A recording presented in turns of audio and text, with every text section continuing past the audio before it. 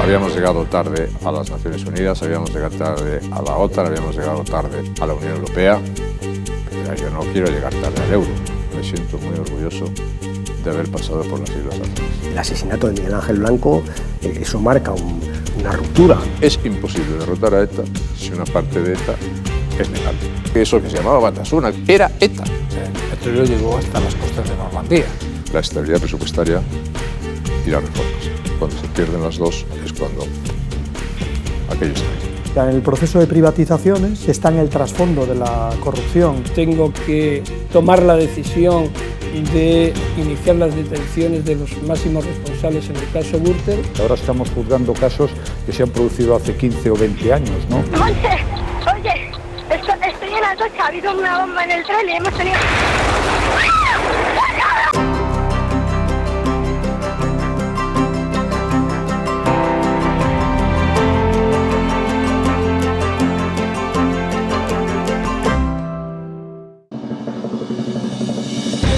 En 1993, Felipe González había ganado las elecciones a José María Aznar por la mínima y 3 años después, por la mínima las perdió.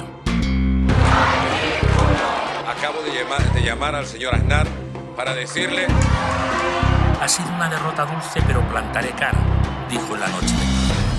Pero para su partido, la derrota fue bien amarga.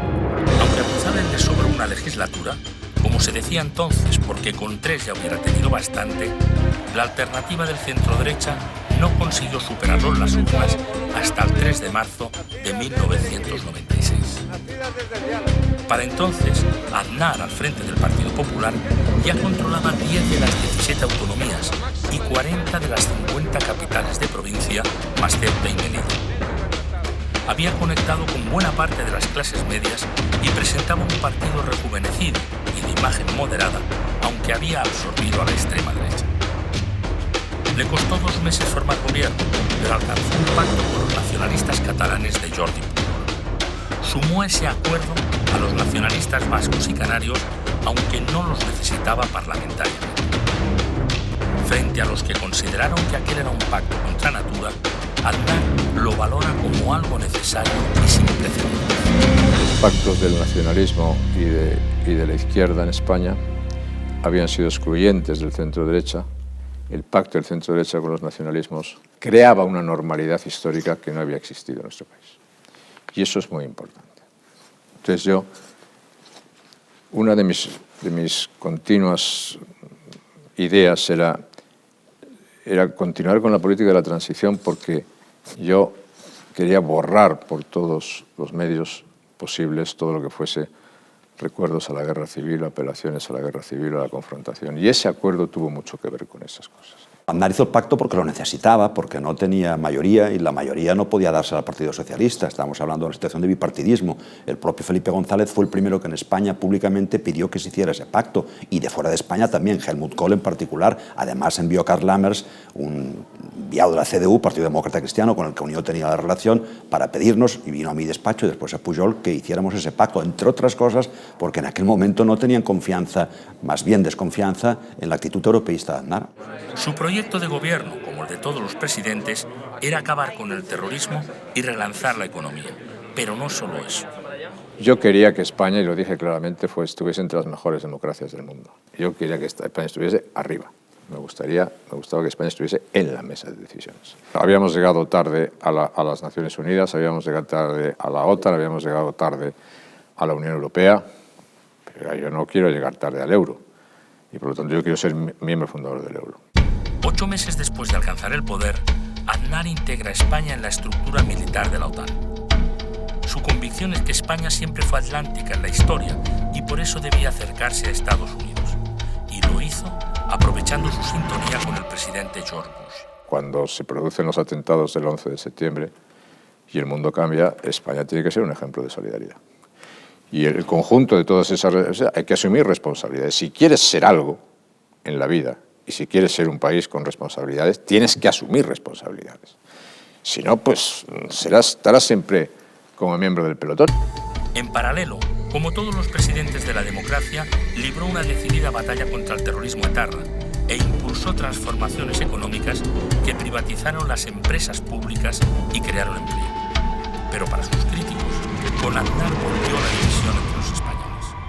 Aznar hizo algo que destruyó la tarea de Suárez, del Rey, de Calvo Sotelo y de Felipe González, que habían trabajado por la reconciliación y la unión entre los españoles, y con Aznar empieza la escisión o la ruptura entre los españoles, que luego se prolonga con Rodríguez Zapatero también, ¿no? Y empieza lo que yo llamé en una ocasión la política del odio.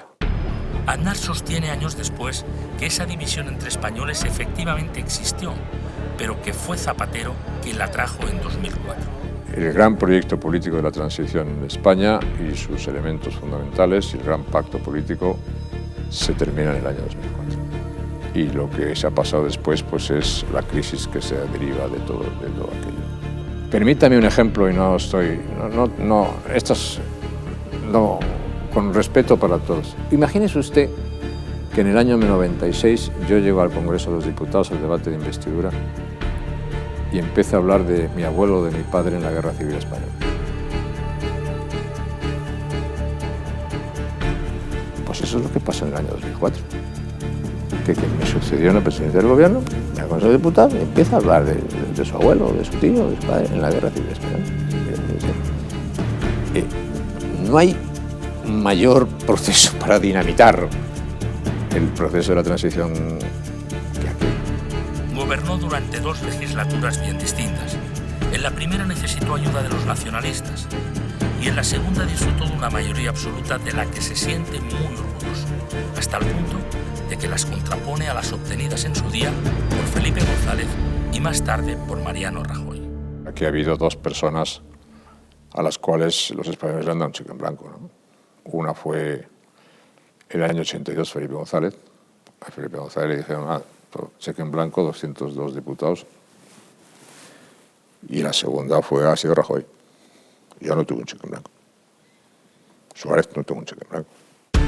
Sus 8 años de gobierno resultaron controvertidos, pero con un ejercicio del poder decidido que reivindica años después, incluida la foto de las Azores en la que compareció con George Bush y el británico Tony Blair una semana antes de la invasión de Irak. Usted después ha admitido no había armas de destrucción masiva en Irak como se había dicho. Saddam Hussein jugaba a decir que las tenía para ser tenido y todo el mundo estaba convencido que las tenía. Los atentados del 11 de septiembre pues hacen del terror y de los posibles vínculos con el terror el mayor riesgo que tiene en este momento el mundo, y España pues tenía que ser solidario con su mayor aliado. Yo nada me preocupaba más que se pudiese romper la solidaridad atlántica, ¿no? Y por eso España toma esa posición. El expresidente justifica su presencia en esa foto de las Azores con Bush y Blair porque debía agradecer a Estados Unidos su contribución tecnológica en la lucha contra él. Y es rotundo al reafirmarse en sus posiciones. Cuando nosotros necesitamos su ayuda, la tuvimos. Y yo sé muy bien de lo que hablo. Nosotros tuvimos una ayuda muy importante cuando la pedimos de la administración del presidente Bush para acabar con el terrorismo en España. ¿Sobre todo en tecnología? Especialmente en materia de tecnología, ¿no? No es lo mismo para cuando estás hablando de las capacidades tecnológicas de las mayores agencias del mundo, la mayor agencia del mundo, estar en un lugar secundario que estar en el centro. La implicación en términos operativos e informativos de los Estados Unidos cambia sustancialmente en aquellos años, ¿no? Y entonces es un cambio cualitativo, políticamente extraordinariamente significativo y operativamente extraordinariamente útil para las fuerzas de seguridad españolas. Nosotros tenemos una buena tecnología, es verdad. El CNI la tiene, la policía también, muy buena. Ignoro si viene de Estados Unidos, no lo puedo decir. Si lo dice Aznar, me lo creo. Si los intereses nacionales de España pasaban por las Islas Azores, yo me siento muy orgulloso de haber pasado por las Islas Azores. La foto de las Azores es la foto de la mentira, de justificar el ataque a un país y que murieran cientos de miles de civiles por una mentira. es probablemente la foto que hará pasar a Aznar a la historia como un criminal de guerra. Bueno, un criminal de guerra no participó. Ningún soldado español, eso es lo que él defiende en la entrevista. Bueno, pero él de alguna manera apoyó y el ejército español de alguna manera participó en esa dinámica bélica que en este caso, digamos, lo único que produjo fue la destrucción de un país y centenares de miles de víctimas civiles a partir de una mentira.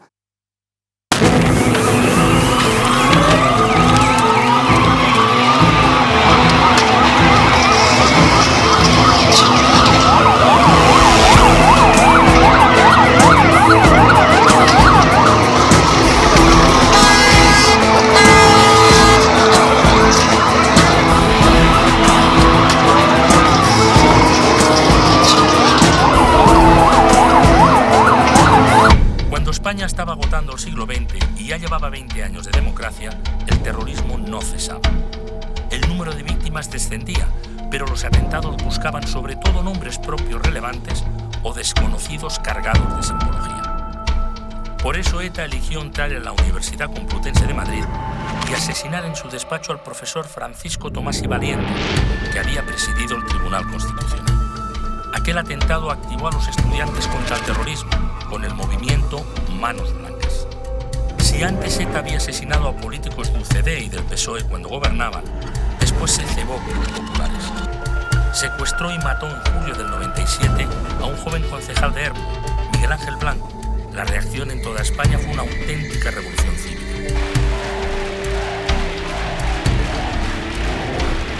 Se vivieron las manifestaciones más masivas de la historia. Allí nació el espíritu de ETA. El asesinato de Miguel Ángel Blanco, eso marca una ruptura. En fin, hay muchas cosas, ¿no? Pero bueno, en conjunto yo te diría que al final el que gana es el Estado, que en 3 momentos intenta dialogar con ETA, en 3 momentos. Primero con Felipe, después lo intenta Aznar y después lo intentamos nosotros, ¿no?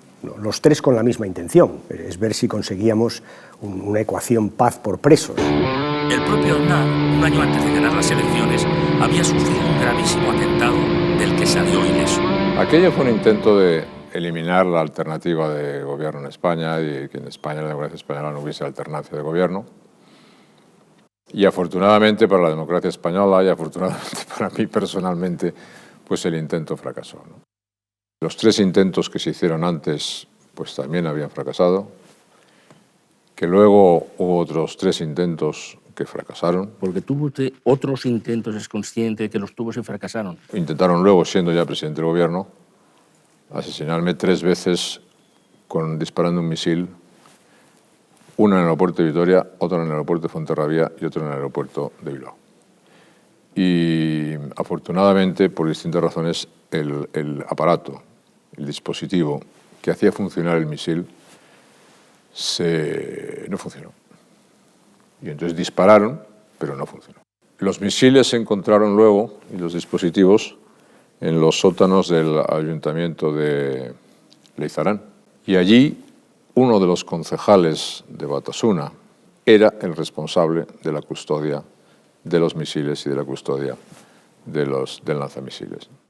Pero en su primera legislatura, el presidente Aznar dio un paso que resultaría de gran trascendencia: impulsar la ilegalización de Herri Batasuna, lo que él denomina la ETA legal.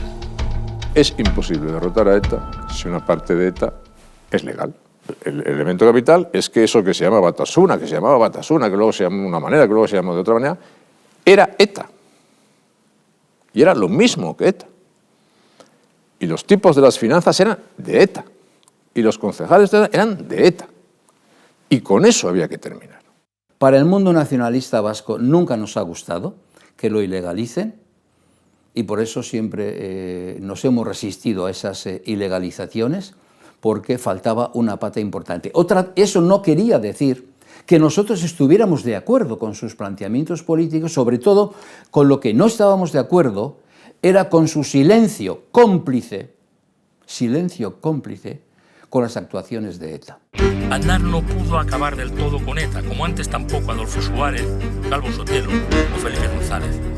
pero aún reivindicando su aportación, reconoce la tarea colectiva desarrollada. Entonces yo quiero decir que después de muchos esfuerzos y de muchas cosas y de muchos méritos de mucha gente, y no solamente de un gobierno, sino de distintos gobiernos y de mucho sufrimiento, yo creo que la decisión más trascendental que se toma en la lucha contra el terrorismo es cuando la justicia española decide ilegalizar el aborto.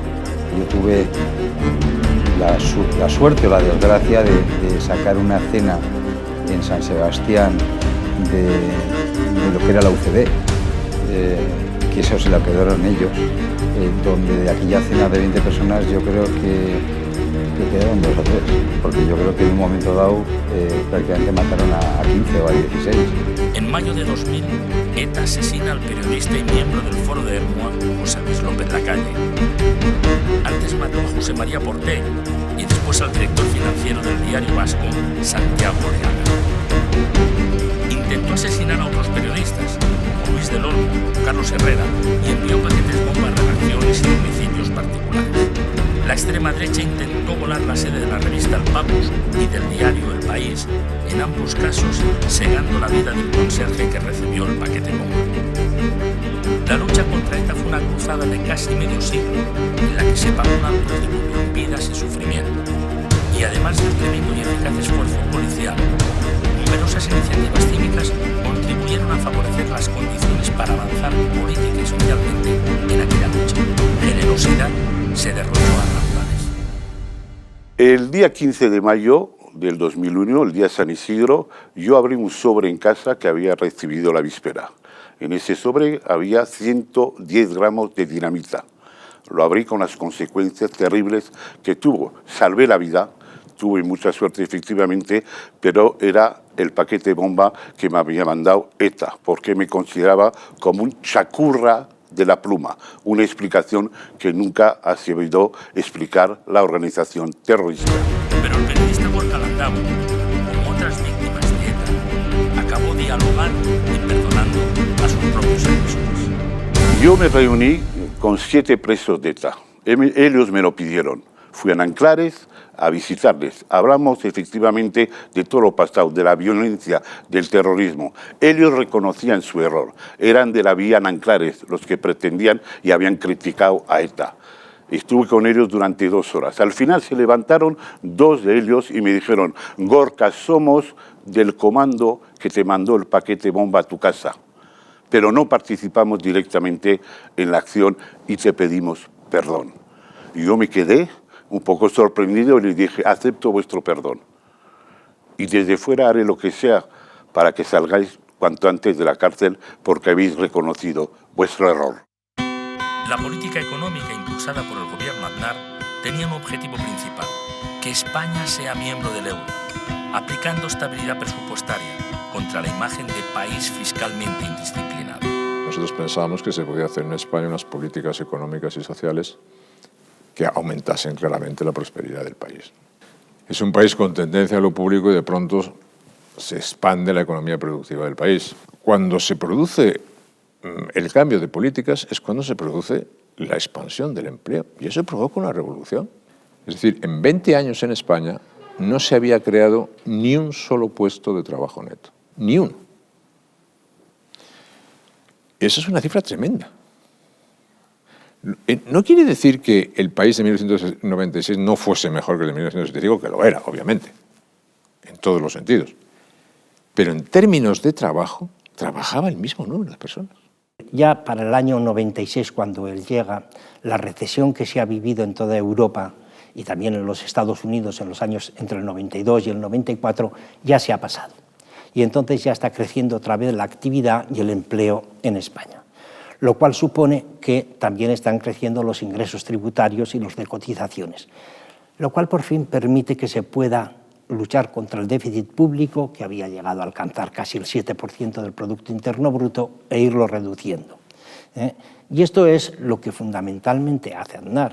Europa apoyó a España económicamente. Hubo una negociación muy importante, la de los fondos europeos en 1993, todavía con Felipe González en el poder. Y más tarde, en el 99 y en el 2000, ya con Aznar. Aznar acusó a Felipe González de pedigüeño en Europa. Yo estaba en la cumbre de Edimburgo negociando con mucha dureza, con mucha dificultad, defendiendo los intereses de nuestro país, del suyo también, señor Aznar, de nuestro país, defendiendo esos intereses cuando me llegó un telex diciendo que nosotros hacíamos políticas de pedigüeño. España recibió muchísimas cantidades de dinero que sirvieron para transformar el país, ¿no? Entonces se juntaba la expansión económica, la expansión del empleo, la prosperidad, y se juntaba también que hubo dos grandes negociaciones europeas que a España le beneficiaron muchísimo. Aznar coge en su momento de gobierno un repunte de la actividad económica, porque los ciclos son muy importantes en la política, ¿no? Y ese es un momento en el que se produce un repunte en el ámbito de la economía y España, es cierto, crece y crece de forma notable, pero bueno, se toman algunas decisiones en el contexto del gobierno de Aznar que tienen componentes para algunos de racionalidad, pero para otros de ideología. ¿Todo presidente de gobierno tiene su huelga general? Nosotros tomamos una decisión de reforma laboral después de haber hecho otra en la legislatura anterior, que nos la podíamos haber ahorrado, sinceramente. Es decir, la cosa que queríamos hacer no era tan relevante como para justificar la decisión.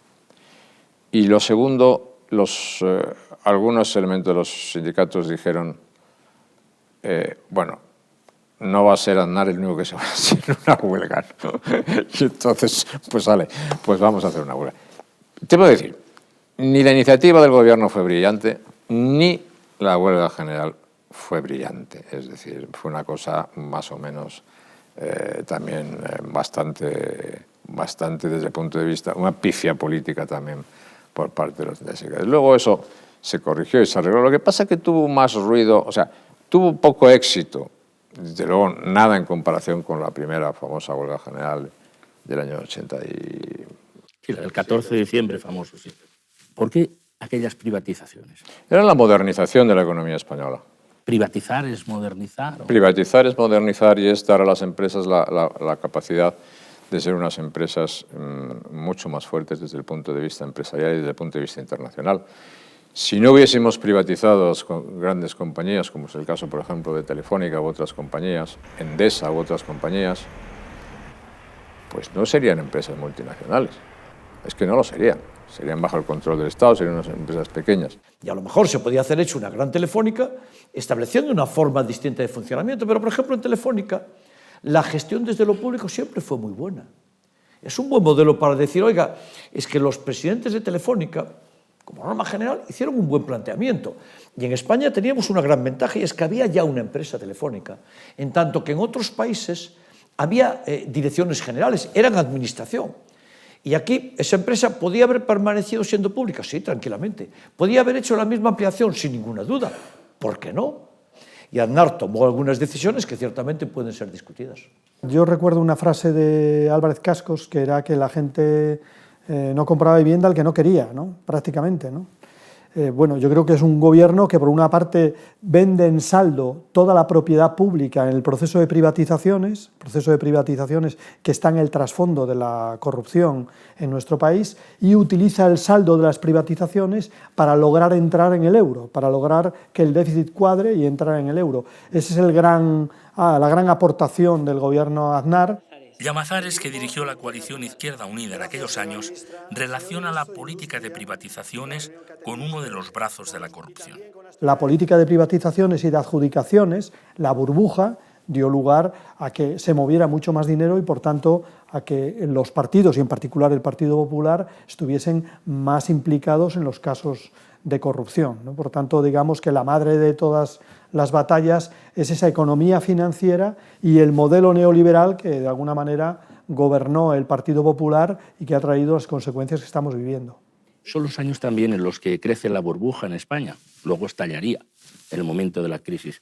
¿Ustedes la vieron venir? Eso vino después, cuando se prescindió de los objetivos esenciales de lo que era, o de las reglas esenciales de la zona euro, ¿no?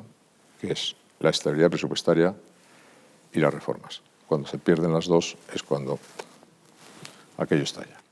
Hay que recordar que Aznar llegó a decir, el milagro económico soy yo, que en realidad no fue más que la burbuja inmobiliaria que luego acabó en el desastre que todos hemos vivido con la crisis financiera de 2008. Y esa tendencia a partir del 97, 98 a reducir tipos de interés que continúa durante 4 o 5 años, eso es como un soplo vivificador en la economía. De repente las empresas se encuentran que tienen la financiación que quieren y a los precios que nunca habían conocido, de tan baratos que eran. Y eso lleva a lo que se inicia en aquel momento y estalla en el 2007. Lleva a la burbuja inmobiliaria, entre otras cosas, y al incremento brutal de todo tipo de inversiones. Y todos lo sabíamos, y todos vivíamos esa burbuja en alguna forma. Todo el mundo se contaba cuentos fantasmales de compré un terreno, lo vendí por el doble, con ese dinero lo vendí otra cosa. En fin, lo digo por si entramos otra vez, que no lo creo a corto plazo, en un periodo de crecimiento rápido, es que al final todas las burbujas explotan, todas. Que cuando hay una burbuja inmobiliaria explota y cuando hay una burbuja financiera explota. Y eso se veía que iba a explotar y explotó.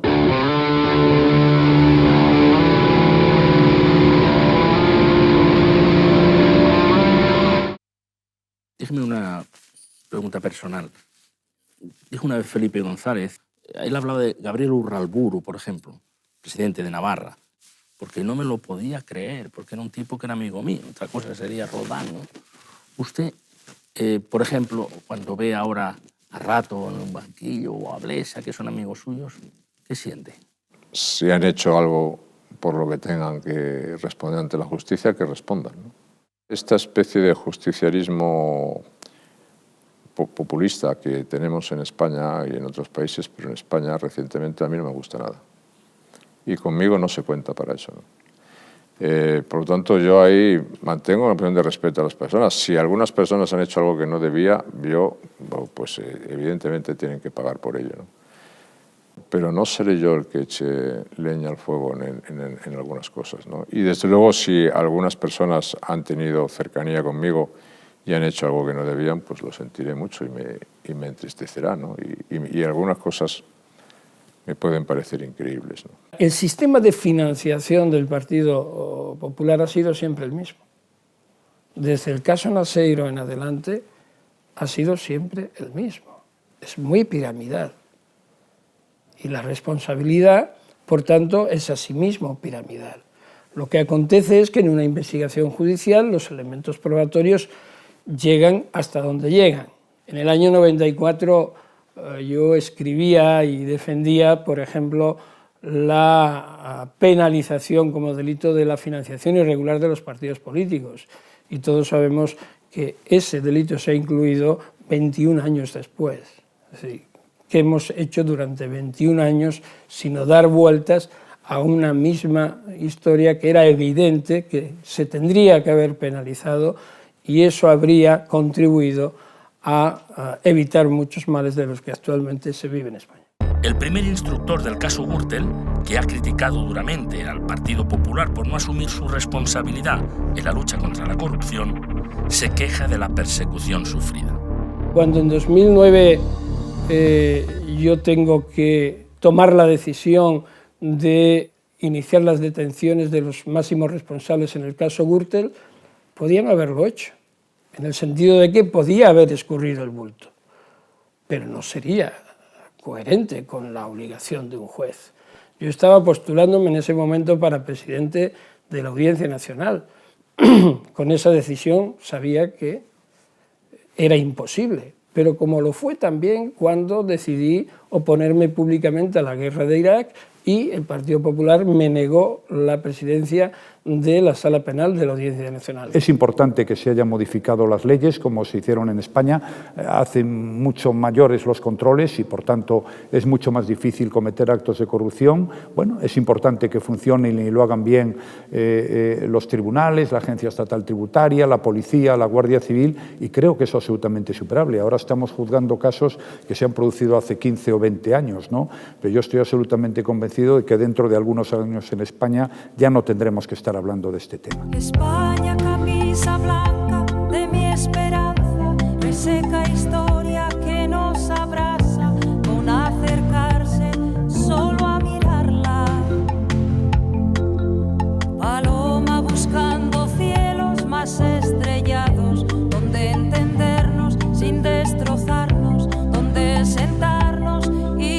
Y entonces, escuchando una canción que se llama Viva l'Italia, yo le decía a Víctor, digo, ay, qué canción que aúna tanto, ¿no? Hacer una canción que sea Viva España, digo, es que me da como repelús, o sea, qué pena, qué pena.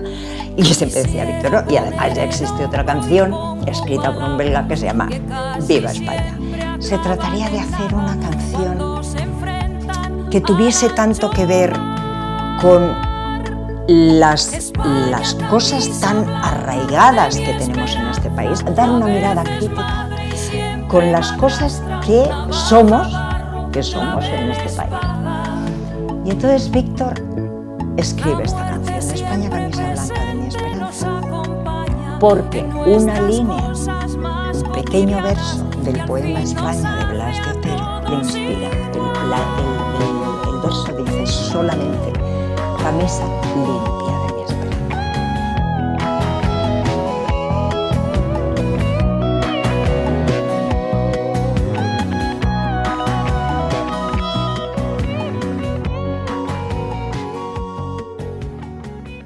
En la búsqueda de atentados a personalidades relevantes, ETA fijó su objetivo en el profesor Ernest Lluch.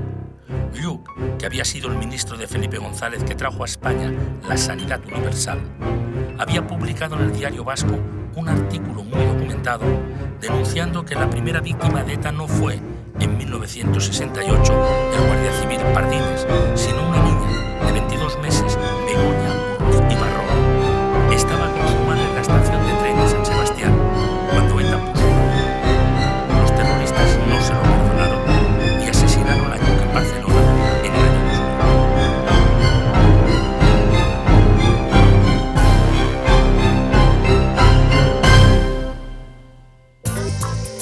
Sus 8 años de gobierno y previamente su época de oposición a Felipe González pueden dividirse, en términos de alianzas políticas, en 3 fases.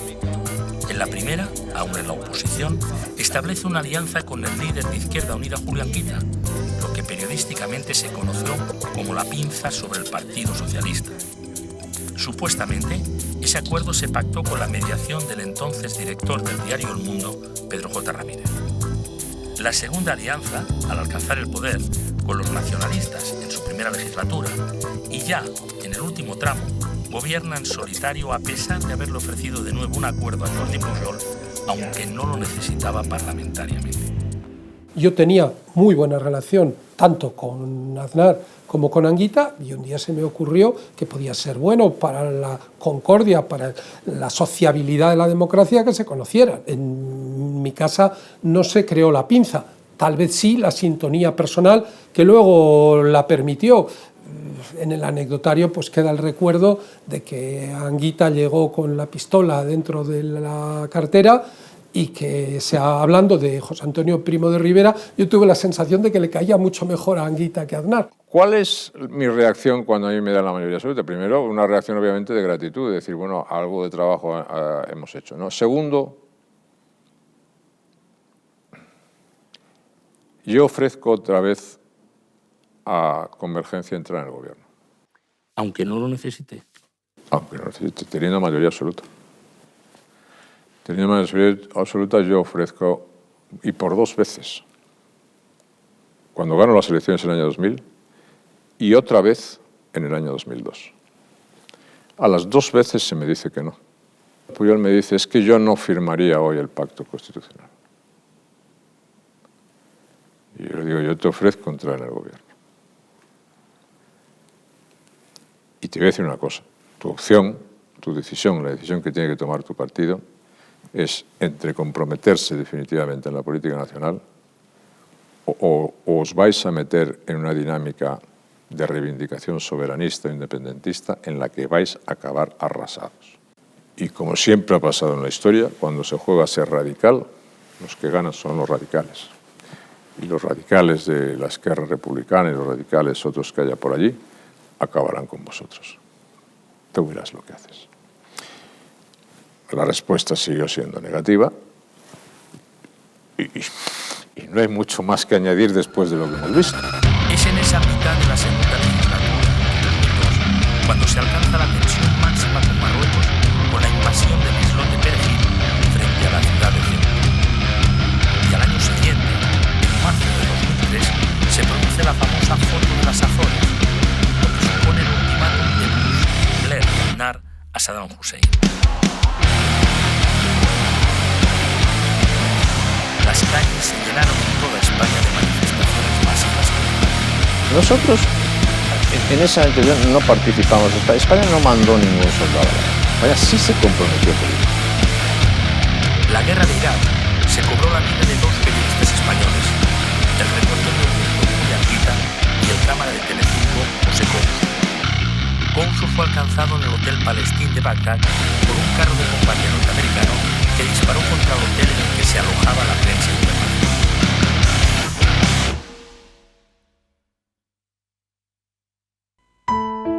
El terrible accidente del avión Jak-42 en las montañas de Turquía, que se cobró la vida de 62 militares españoles que regresaban de una misión en Afganistán, también se volvería en contra del gobierno Aznar. Una mala gestión en la contratación del avión y después en la identificación de los cadáveres.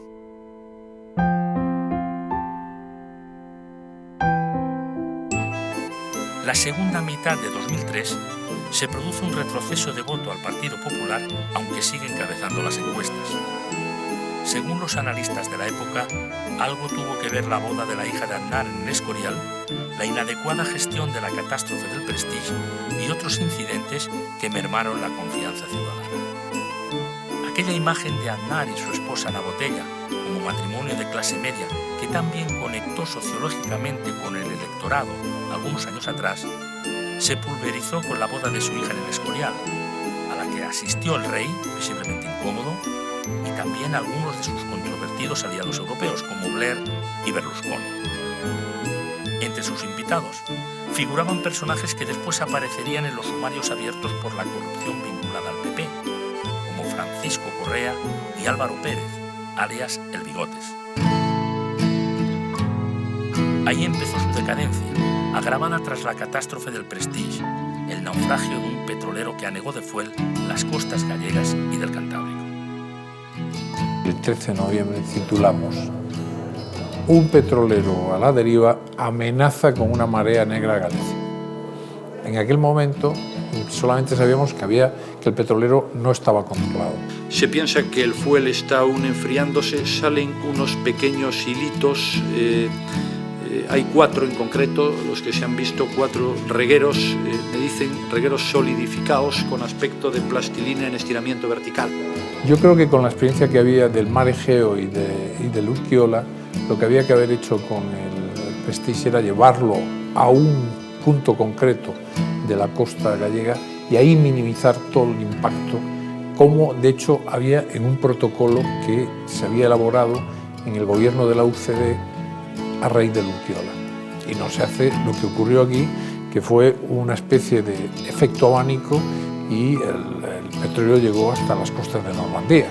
O sea que con eso, pero es que se paralizó la actividad pesquera hasta en el País Vasco, en Cantabria, en Asturias, un desastre, aparte del impacto psicológico, social, que supuso aquella mala gestión de un naufragio.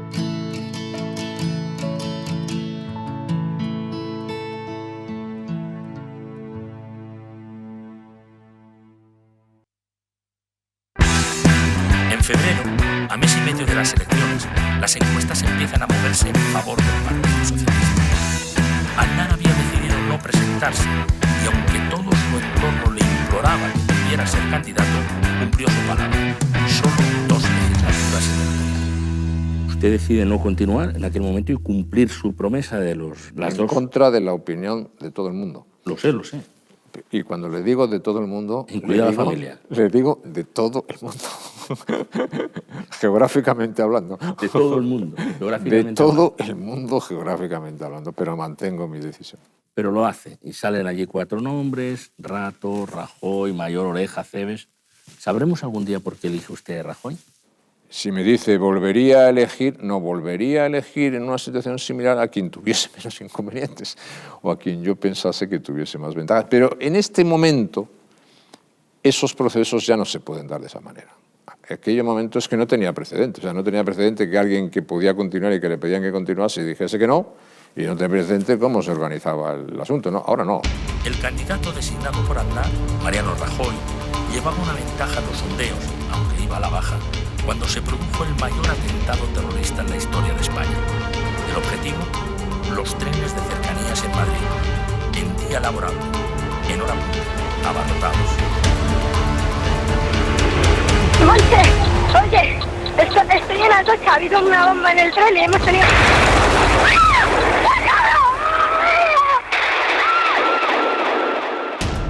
El 11 de marzo de 2004, a solo 3 días de las elecciones, estallan 10 bombas en 4 trenes de cercanías. Resultado, 191 víctimas y 1.500 heridos. Al día siguiente, 11 millones de personas se manifestaron en las calles de toda España. ¿Quién ha sido? Queremos saber la verdad, se gritaba. El lehendakari vasco, Ibarretxe, apareció en televisión en un primer momento pidiendo disculpas al creer que se trataba de un atentado de ETA. Así lo proclamaba el gobierno presidido por Aznar. Durante todo aquel día, el gobierno mantuvo que la autoría del atentado pertenecía a ETA.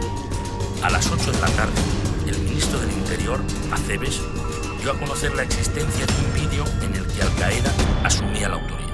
Creo de relevancia informarles que a primera hora de esta tarde se ha producido por miembros del Cuerpo Nacional de Policía 5 detenciones, 3 de ciudadanos de nacionalidad marroquí, 2 ciudadanos de nacionalidad hindú y hay otros 2 españoles de origen hindú que en estos momentos se les está tomando declaración. El sábado 13 de marzo, víspera de las elecciones, jornada de reflexión, fue la primera gran movilización convocada en España por mensajes cortos de teléfono, por SMS. Se produjo una quedada de miles de personas frente a las sedes del PP en varias ciudades, exigiendo la vida. ¿Quién ha sido? ¿Quién ha sido?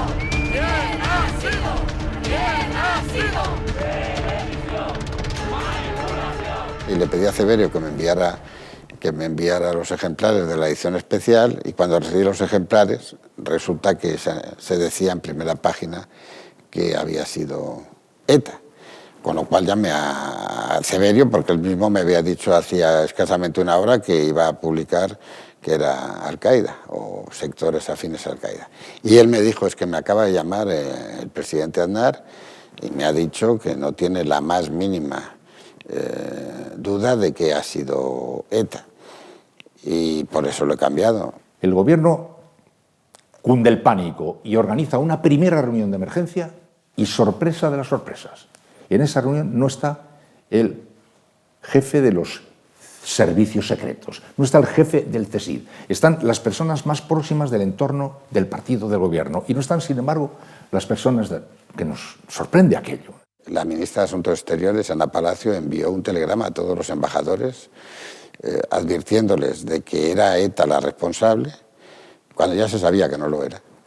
Y ya todo el mundo lo reconocía, y de que tenían que desmentir cualquier otra autoría que estaba siendo fraudulentamente distribuida por diversos medios. Yo ya no estaba en el gobierno, era candidato a la presidencia del gobierno por mi partido. Las elecciones se iban a celebrar y se celebraron el 14 de marzo. Esto tuvo lugar el 11 jueves por la mañana.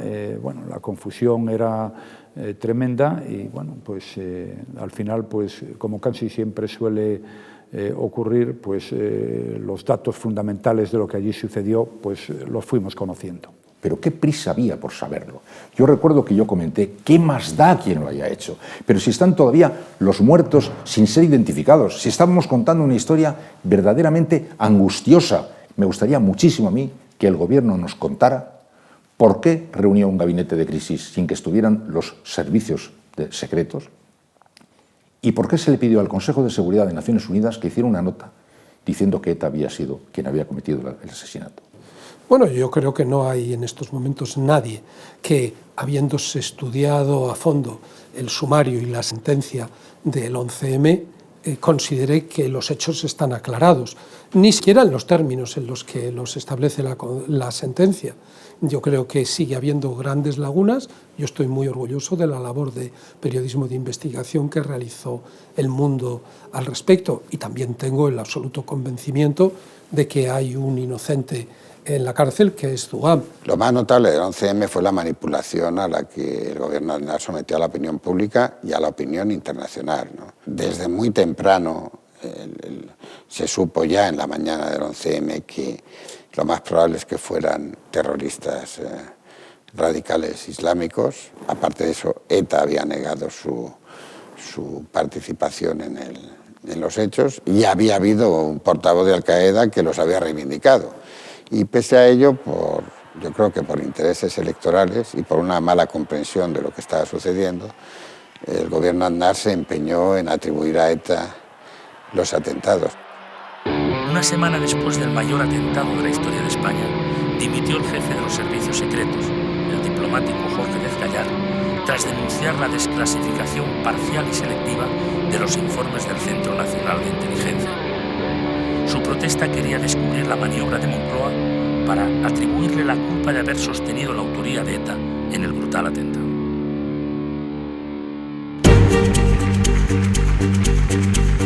El domingo 14 de marzo de 2004, Zapatero ganó las elecciones con 164 diputados. Le faltaron solo 12 para la mayoría absoluta.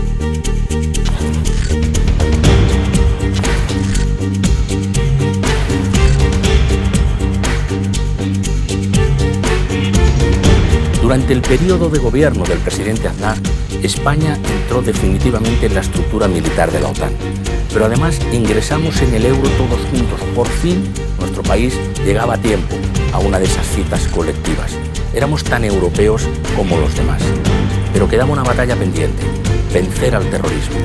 Y hubo una movilización popular extraordinaria en nuestro país a partir del llamado espíritu de Hermua. Había que acabar con él.